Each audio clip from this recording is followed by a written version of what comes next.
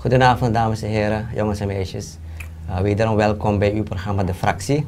Het is een programma van uw DNA-kandidaten. Vandaag ben ik er, Jyotish Jagannath. En met mij Jitendra Kalu. Ja, ook goedenavond kijkers en luisteraars. Als we het goed hebben, dan zitten we nu in het 4e jaar, tweede termijn de regering Bouterse. En de president heeft gezegd dat zijn grootste vijand de armoede is. En dat is waarover we gaan praten vandaag, voornamelijk. En als we zien dat hij heeft gezegd dat zijn grootste vijand de armoede is dat intussen veranderd, want het lijkt alsof die grootste vriend van hem nu armoede is geworden. En Jitendra? Ja, dat klopt helemaal, Jyotish. Dus we zien ook dus de volgende ontwikkelingen. Dat de governor van de centrale bank nu eigenlijk naar huis is gestuurd. En we kijken naar de financiële economische situatie van het land. Dan ziet u dat u afgelopen, net wat u zegt, 4 jaren we sterk achteruit zijn gegaan. Ondanks dat deze regering door de Vereniging van de Economisten, ondanks door het bedrijfsleven, ook door andere organisaties, mensen uit de bankaire wereld, ook mensen die eigenlijk te maken hebben met de economie. Maar elk burger van dit land, het volk van Suriname, toch eronder leidt. En we worden met de dag armer gemaakt. U ziet dat de koers wederom aan het stijgen is. De president van het land, de heer Bouterse, heeft dan indertijd, en dat is zeker al een aantal jaren terug, steeds herhaald en gezegd dat hij de koers zou terugbrengen beneden de 57. En dat is nooit gelukt en nooit gedaan, omdat zij geen goed beleid hebben om het land te besturen. Mensen, u ziet al de belangrijke mensen die in de financiële sector zitten, die hebben ook adviezen gegeven. VHP heeft ook adviezen gegeven, omdat VHP een batterij heeft van mensen, eigenlijk deskundigen op het gebied van economie. En ook als je kijkt naar de grote bedrijven die er zijn in Suriname, die proberen het hoofd boven water te houden. En u hebt gezien ook dat heel veel bedrijven gesloten zijn. Dan moet u zich afvragen wat voor beleid deze regering heeft gevoerd. Minister van Financiën, die ook steeds verschillende keren heeft geprobeerd om het volk te misleiden. En u ziet vandaag de dag wat er allemaal gebeurt, dat de centrale bankgouvernement naar huis is gestuurd. En niet alleen dat, ook de andere banken die er zijn, daar zijn mensen ook naar huis gestuurd. Personen die toch nog capabel zijn geweest om een commerciële bank te runnen. Zeker voor meer dan 20 jaar. Maar u ziet de achteruitgang bij de mensen. En dit heeft impact en gevolgen straks voor de natie Suriname. En u weet dat het niet makkelijk zal zijn. In elk sector hebben we problemen nu, grote problemen. En dat betekent niet dat wanneer er leningen worden genomen, dan weet u dat er nu eigenlijk sprake is van 20 miljard lening die al genomen is door deze regering. Binnenland, buitenlandse leningen die zijn genomen bij de verschillende banken. Dat de banken zelf niet meer willen lenen aan Suriname. Dan moet u begrijpen hoe ver Suriname is, waarbij de degradering toch, van onze economie zodanig de grond naartoe dan de grond is gezakt, dat wij dus kunnen praten over om uit deze grote diepe dal te komen, dat wij niet met deze regering in elk geval zal kunnen werken om dan uit deze diepe dal te komen. De VHP heeft al steeds bewezen en gezegd van kijk, we moeten Suriname redden. We moeten gaan kijken hoe wij met alle deskundigen van alle organisaties, zowel de economen die er zijn, als het bedrijfsleven en de verschillende organisaties om het land te redden van ondergang. En mijn mensen, heel gevaarlijke situatie nu. En u begrijpt, armoede, wanneer het volk in die armoede steeds door blijft leven, dan moet u begrijpen dat er heel wat mensen zijn die het land zullen moeten uitvluchten en elders anders hun werkzaamheden zullen moeten continueren. En dat willen we niet hebben, mijn mensen. Inderdaad, het naar huis sturen van de governor is niet zomaar gebeurd. Waarschijnlijk ligt er een reden daarachter en ik kan raden. Waarschijnlijk wil men doen aan geldschepping, want een heleboel zaken moeten nog betaald worden in dit land. Aannemers, salarissen, noem maar op. Dus waarschijnlijk had deze governor een beetje het stok achter de deur. Van nee, als we dat gaan doen, dan we pora con remoro. En dat vindt waarschijnlijk de leiding van het land niet leuk. En daarvoor moest hij dus plaats maken. Maar als we kijken naar armoede, wat is in feite armoede? Armoede is relatief. Hè? Dus wanneer je gewend was op een bepaald niveau te leven, vroeger, en je kan dat niet meer, je bent achteruit gegaan, dan ben je relatief armer geworden. Hè? Dat is in feite armoede. En dat is de armoede die we allemaal voelen. Ook de kleine man, maar ook de grote man, allemaal zijn achteruit gegaan. En wat zijn tekenen van de armoede nu als we kijken naar het land?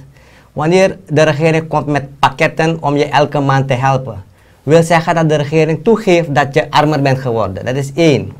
Wanneer de regering jou afhankelijk maakt van een heleboel andere zaken die je in feite zelf zou moeten doen.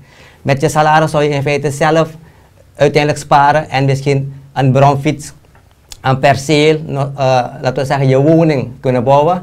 Wanneer je dan afhankelijk wordt gemaakt van een overheid voor deze zaken, dan ben je dus ook armer geworden. En het belangrijkste, wanneer je terugdenkt aan de situatie vroeger, waar je het beter had, iedereen denkt nu terug aan die situatie vroeger toen er een andere regering was, dan ben je definitief armer geworden. En dit zijn zaken die dus zich etaleren nu.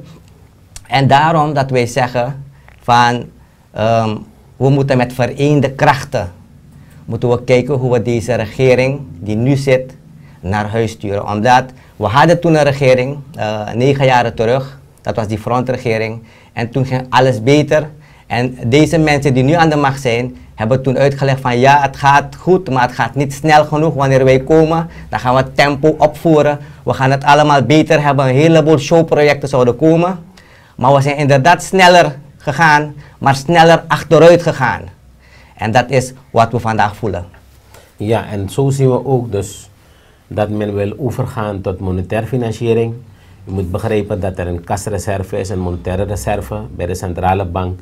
En u weet, als deze regering geen leningen kan krijgen van het buitenland meer, dat ze zullen gaan om daar monetair te gaan financieren. Gevaarlijke situatie, want u hebt een importdekking nodig, tenminste van 3 maanden, om de economie in het land toch gaande te houden op een dusdanig niveau dat het land kan blijven draaien. Maar wat u ziet gebeuren is dat de leningen, zelfs de plafond, obligo-plafond, staatsschuld, dat is al zelfs overschreden. Dus mensen hebben geen uitweg en daarom dat de regering gaat naar het volk om middels verschillende maatregelen die ze getroffen hebben het volk steeds armer te maken.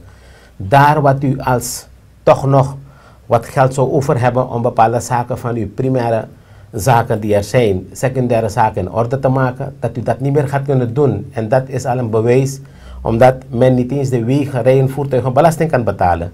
En dan moet u gaan denken dat men weer overgaan om straks ook grondhuurbelasting te gaan nemen. Dan moet u begrijpen waarmee deze regering bezig is, mijn mensen. De koers had de VHP met zijn partners tijdens de frontregering al op 2,80 gebracht. En iedereen was eigenlijk met die stabiele koers in staat om hier in Suriname te investeren. Om zijn bedrijf te runnen, om zijn huis te runnen, om verschillende organisaties te runnen. En dat hebben we nodig in Suriname. Niet een regering waarbij de koers met 300% is verhoogd, mijn mensen. Waarbij uw salaris daar is gebleven. Niet die 25% wat de regering zogenaamd aan u heeft gegeven, dat een verhoging is voor de ambtenaren en landsdienaren. Wat about de particuliere sector? Daar heeft men dus 300% min 25%. Dus u hebt nog 250, 275%. Dat de regering u nu nooit in staat zal zijn om dat aan u toe te bedelen, te geven. En ik zeg u, we zijn in zo'n diepe dal beland. En om met deze mensen eruit te komen in de regering onder leiding van Daisy Bouterse als president van het land, dan zeg u met de minister van Financiën als hoofddraad, redden we het niet. Dat hebben ook de vele economen al voorspeld en niet vanaf vandaag. Dat was ook al tijdens de regering Bouterse 1 al gebeurd, dat wij vanaf 2014 de neergang zagen aankomen. En pas in 2015 heeft men kerbaan gemaakt dat Suriname niet eens als monetaire kasreserve niet eens 100 miljoen US-dollar had. Dat was beneden dat, dus dat wil zeggen, we zijn dan nu ook bezig, ze zijn nu bezig als regering om dat terug te brengen. Ze zijn bang dat ze niet eens in de Ze willen proberen om straks weer in de regeermacht te komen. Dat heeft toch de president een keertje gezegd. Dat hij voor de 3e termijn wil gaan. Absoluut niet. Het volk is daar en het volk is armer gemaakt. En het volk is bewuster geworden om u als partij naar huis te sturen. Want u gaat het land niet kunnen redden. En u gaat het land niet uit de slop kunnen halen. En daarvoor hebt u mensen gehad in der tijd vanaf 2000. Ik ga niet verder terug. Vanaf 2000 tot 2010. Die het land inderdaad die stabiliteit had teruggebracht. Mensen, u herinnert zich. 1996 tot 2000, wat er gebeurd is.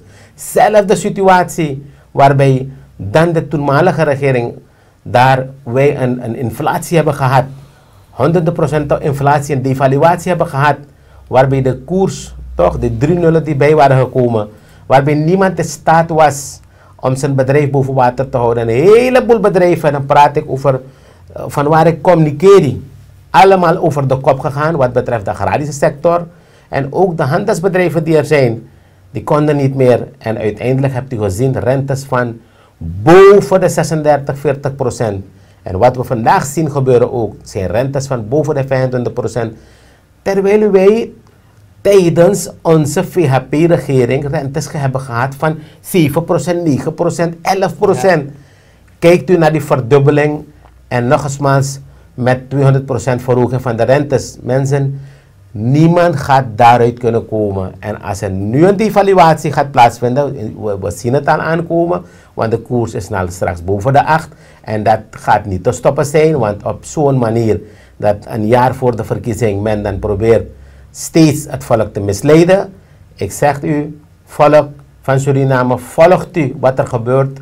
Want als wij niet in staat zullen zijn om goed onderwijs te krijgen, een goede gezondheidszorg te krijgen, toch? En veiligheid, om veilig in dit land te leven en de productie te leveren, dan is het een probleem. Want productie alleen, de verhoging van exporten, een productietoename waarbij je dan meer deviezen gaan genereren voor een land, zou het land kunnen redden, maar zou het rustig gaan, zou je dan kunnen opbouwen. Maar wat we hebben gezien, de productiesector is met meer dan 60% achteruit gegaan in Suriname. En men moet ons niet komen uitleggen van dat de mineralen, de natuurlijke hulpbronnen in prijzen gekelderd zijn. Dat is absoluut niet waar. Het is gecreëerd door deze regering. Een verkwistend beleid, verbrassend beleid hebben ze gevoerd vandaag tot de dag dat het volk zo arm is geworden. Jotis. Ja, inderdaad, Jitin. De president heeft toch steeds beloofd van die koers breng ik omlaag. Wel, het volk wacht en wacht en wacht. Deskundigen hebben zelfs voorspeld dat tegen eind van dit jaar, begin volgend jaar, die koers richting 1750, richting 20 zal gaan. Ja, en ja, het is wel merkwaardig dat met één maatregel, ja, alleen die koers, maak je je volk van de ene op de andere dag 2 maal, 3 maal armer. Ik ga een voorbeeld geven.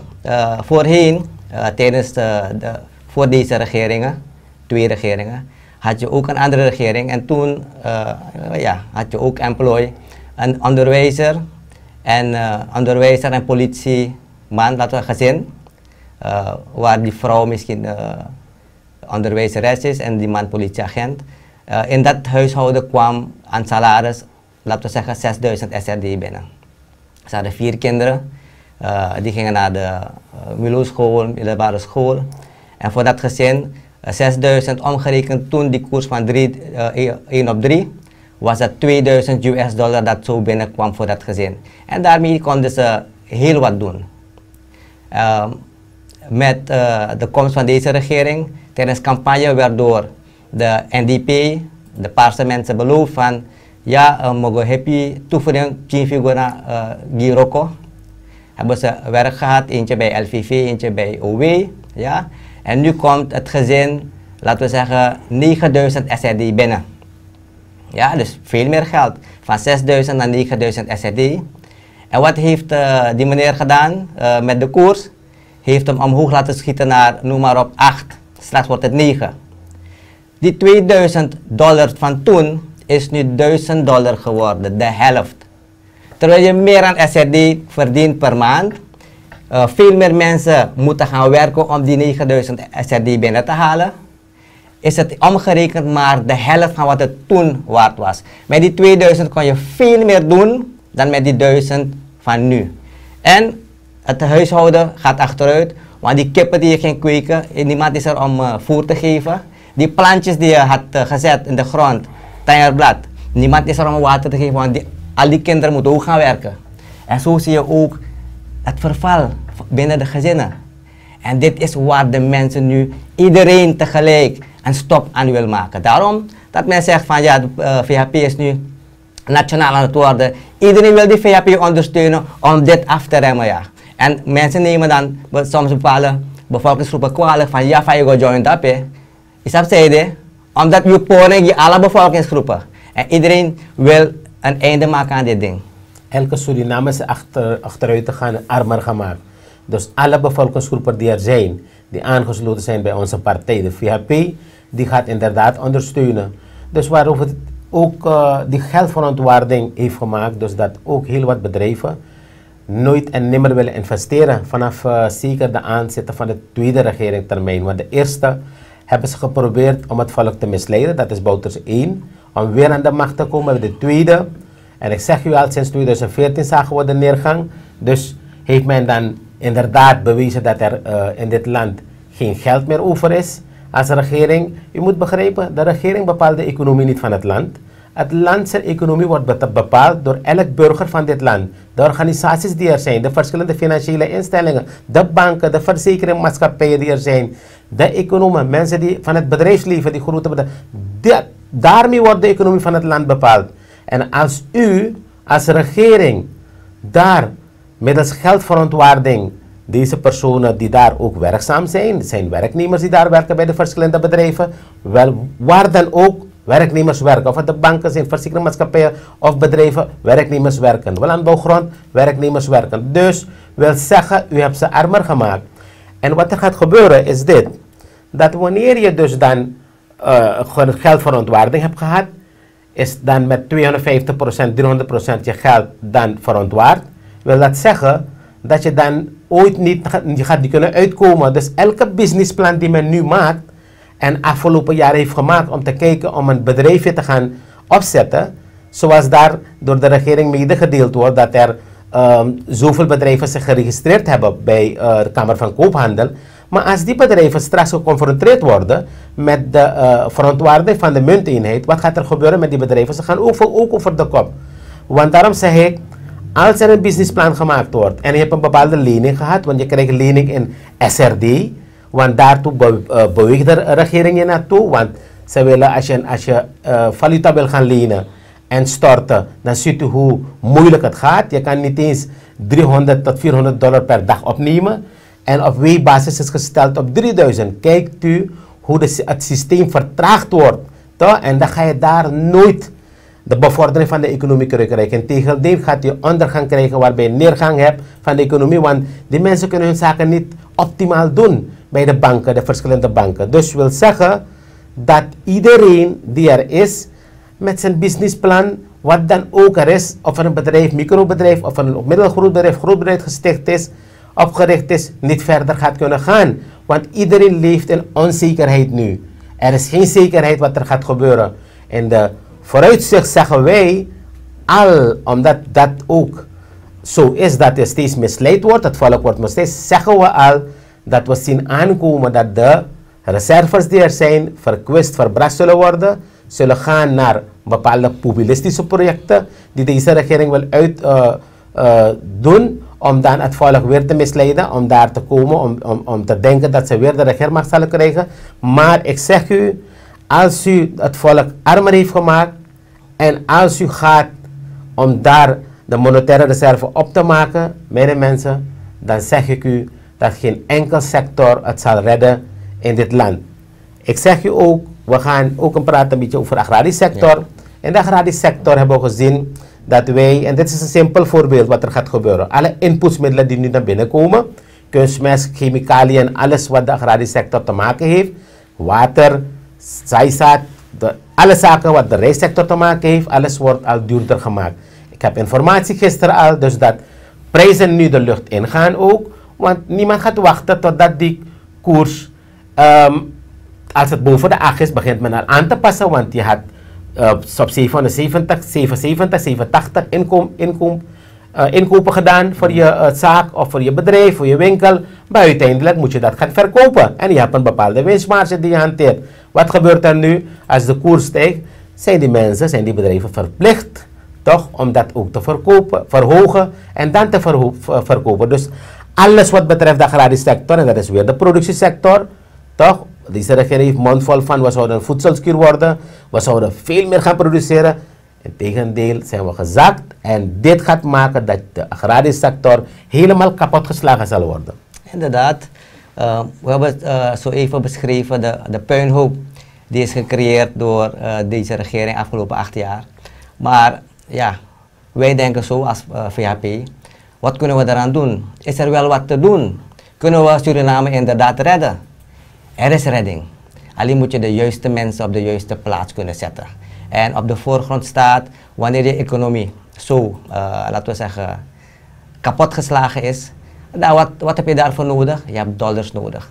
En daarom zeg ik van, je zou moeten produceren. Dat is de enige manier om dollars binnen te halen als je exporteert.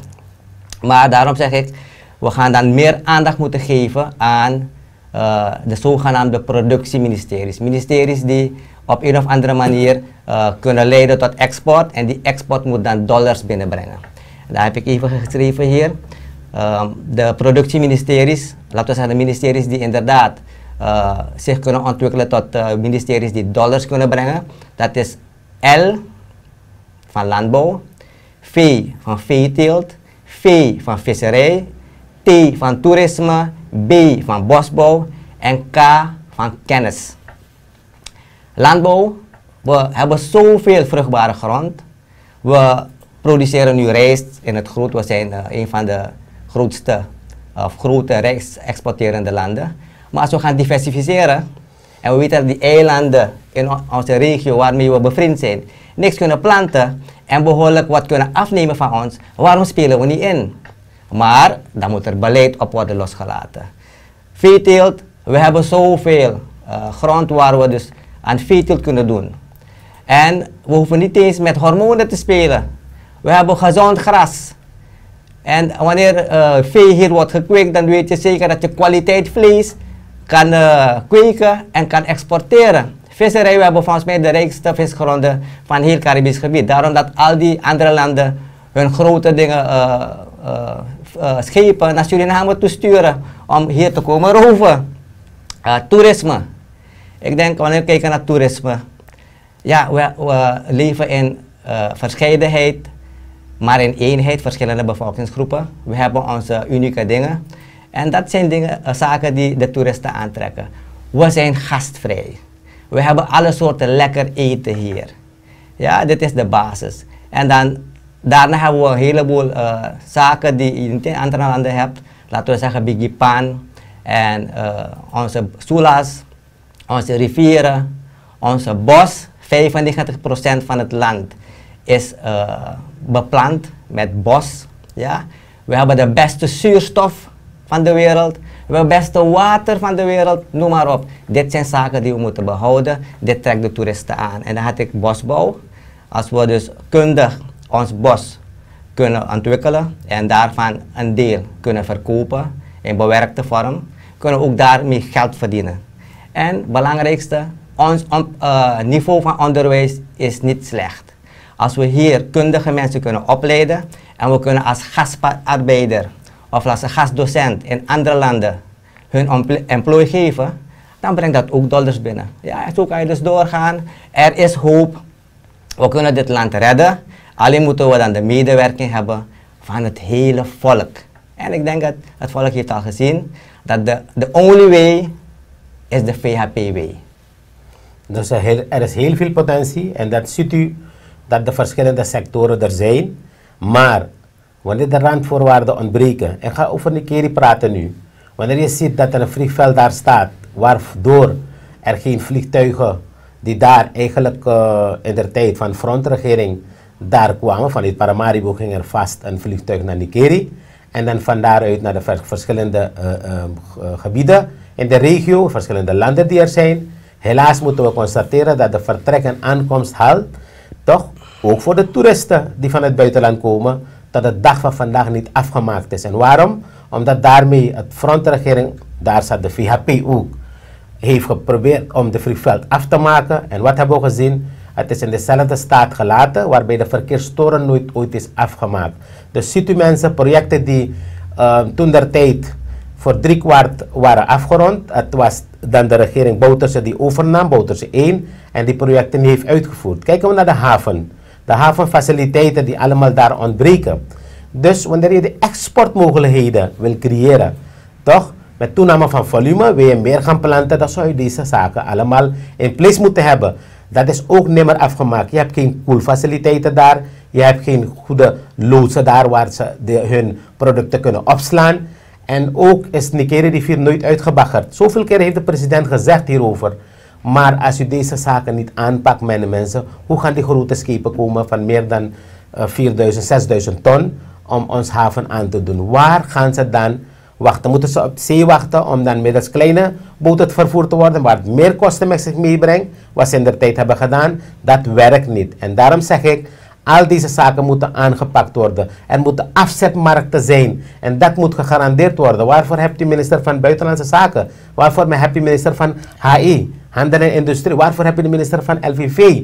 Niet exporteren naar bepaalde landen van waar je dus elk als traditie geweest of je daar de hele leven lang de afzet zal moeten doen. Nee, gaan creëren, gaan kijken, innovatief bezig zijn, creatief bezig zijn en gaan kijken naar de mogelijkheden om te zoeken naar afzetmarkten. En daar ziet u dat die haven ook niet is afgemaakt. Dus ziet u vliegveld van waar vrachtvliegtuigen zouden moeten vertrekken, ook niet afgemaakt. Haven hier niet afgemaakt. En dan kijkt u naar onze markt, centrale markt van Nikeri. Wel, ik zeg u, als de VHP komt, gaan we de vliegveld afmaken voor u. Als de VHP komt, gaan we de haven daar afmaken voor u. Als de VHP komt in de regeringsmacht, dan gaan we ook proberen gelijk aanvang te maken om de markt van de centrale markt van Nikeri aan te pakken. 2 verdiepingmarkt moet je daar maken, toch? Omdat iedereen daar, als je op bepaalde momenten daar gaat, dan zeg je, gaan de toeristen onze markt hier willen aandoen? Als u kijkt naar de visserij, waar de visafdeling is, die mensen hebben steeds hun bezorgdheid geuit van, kijk, er vindt afkalving plaats. De hele visgedeelte, dat is al in de rivier. Dat stukje hebben ze moeten verhuizen en dat stukje wordt nooit aangepakt. Terwijl er in der tijd ook sprake was dat er een boulevard daar zou komen, waarbij toeristen zich zouden kunnen ontspannen en daar ook natuurlijk ondernemers met hun microprojecten daar zullen kunnen beginnen. Toch? Tentjes die verschillende etensoorten zouden verkopen. Net als hier in Paramaribo een voorbeeld van waterkan. Maar ja, hoe gaat u die toeristen daar aantrekken? Dus nooit aangepakt, mijn mensen. Kijkt u naar het hoofdbureau van politie daar. Ja, wat gaat u zeggen? De banken die daar allemaal nu onderhouden is, gerenoveerd is, toch? Telesuur, allemaal. En dan ziet u daar een politiebureau. Want een deel van de politie zou gaan naar dat ene gebouw. En waar de rechters zouden gaan zitten, kantoorrechter en al de rechters. Dat gebouw is aan de Gouverneurstraat ook niet aangepakt en afgemaakt. Waarom niet? Het stond voor 90% al af. Tijdens de toenmalige minister van Justitie en Politie, de huidige VHP-leider Chanson Toki. Ja. Hij had het al zo ver gebracht, maar nooit afgemaakt. Kijkt u wat er allemaal gebeurt. Bigipan, wanneer we praten over de sleephelling daar, om naar Bigipan binnen te gaan. Tijdens de frontregering is dat sleephelling aangepakt. Dat kustgedeelte daar, om water vanuit de zee op een manier naar binnen te krijgen. En ook dan bij overschot aan water, dat je dus dat ook kan wegvoeren naar het zee. Alles was geregeld. Maar wat u ziet gebeuren, het lijkt alsof deze regering geen enkele aandacht wil schenken. Omdat ze al bij voorbaat wezen dat ze in Nikeri het niet zullen halen. Toch wat betreft straks om stemmen naar zich toe te trekken. Want Nigeriaan die begrijpt het al. En ik zeg u, er zijn heel wat zaken die aangepakt moeten worden. Maar u moet weten, Nikeri is een producerende district. Een district waarbij zeker voor 80% mensen zelfstandig bezig zijn. En ook elders natuurlijk, maar omdat ik uit Nikeri kom, dan zeg ik dat. Omdat 80% mensen zichzelf voorzienend zijn. En waar de randvoorwaarde is dat de infrastructuur in place moet komen. De drogen, alles onderhouden moet worden. U ziet dat dat niet gebeurt. Dus hoe verwachten we dat men dan heel hard zijn best zal doen om dan verder te gaan? Welke zekerheid hebben die mensen? Die mensen hebben geen zekerheid. Ja. Als de infrastructuur niet in orde is, dan mag je verwachten dat men niet dan zelfverzekerd zal zijn om dan verder te gaan produceren. Dus u als regering, u hebt het nagelaten, u bent niet in staat geweest, dus u moet plaatsmaken voor de mensen inderdaad die zijn hart op de juiste plaats hebben om dit land te regeren. Niet alleen maar productie te gaan leveren. Inderdaad, al die zaken die Jitien daarnet heeft opgenoemd, de niet afgemaakte zaken. Ja? Als deze regering dat allemaal had afgemaakt, dan waarschijnlijk hadden ze een beter nummer geslagen, ja, naar het volk toe. Maar ze hebben dus niet gekozen voor inderdaad die productie, die ontwikkeling. Ze hebben gekozen voor andere zaken. Waarschijnlijk zaken die in het duister gebeuren, hè? Hun zakken vetten, ja? Waardoor je in staat bent om inderdaad 3 helikopters te kunnen kopen en niet iets dat voor het volk bedoeld is om meer geld te kunnen maken voor het volk. En wat Nikeri betreft, ik heb het ook al eerder in een ander programma gezegd, Nikeri is in feite de vitrinekast voor ontwikkeling, voor productie in dit land. Omdat, net wat Jitien zei, meer dan de helft van die bevolking zit in die productie. Ja? En wanneer je dat hebt, wanneer je weet dat je mensen al in de productie zitten, zelfvoorzienend zijn. Wat moet je als regering doen? Deze mensen juist kweken. Deze mensen zodanig meer motivatie geven, ja, dat ze groeien en dat andere mensen hun voorbeeld kunnen volgen. Want uiteindelijk, als heel Suriname zelfvoorzienend is, heb je als regering bijna geen werk. Integendeel, je gaat veel meer geld van hun krijgen, want ze zijn zelfvoorzienend, ze gaan belasting betalen. En wat je als regering moet doen, is hun onderhouden en alles eromheen voor die overige mensen kunnen regelen. Maar dat is, je moet denken. Je moet mensen hebben die dat kunnen denken. We leven niet alleen maar voor 2 dagen. Suriname heeft nog lang te gaan, generaties. En niet alleen wanneer jij daar bent en je denkt van, mi zit ik ba. Ik heb me en mijn gezin, laten we zeggen, schaapjes op het droge. Voor de rest kunnen ze maar stikken. Maar anyhow, mijn dames en heren, jongens en meisjes, we zijn ook weer aan het einde gekomen van deze aflevering. Ik wil u bedanken. En alvast ook uitnodigen voor de eerstvolgende programma, uw programma, De Fractie. Jitien? Ja, ook kijkers en luisteraars, ook bedankt voor het luisteren, willen luisteren en volgen. En blijft u alert, blijft u de ontwikkelingen volgen. U moet begrijpen dat het land elke dag achteruit gaat. En u moet weten dat deze regering, zijn mensen nu middels, als u kijkt naar de verschillende ministeries, ook directeuren, onderdirecteuren, raad van commissarissen allemaal vervangt om zich dan zodanig stevig te maken dat ze dus alles onder controle van hun willen hebben. Dus blijft u alert en kijken wat er allemaal gebeurt. En deze mensen zullen ook straks komen om uw stem te vragen. Maar we hebben dan nu ook programma's die we daarover echt diepgaand zullen gaan om tot u te praten, maar wij gaan met ons Meet the People door. Dus huis aan huis komen we mensen en dan gaan we u dan uw mening horen. En wat wij als VHP programma hebben, zal u ook van ons horen. Bedankt en tot een andere keer. Goedenavond.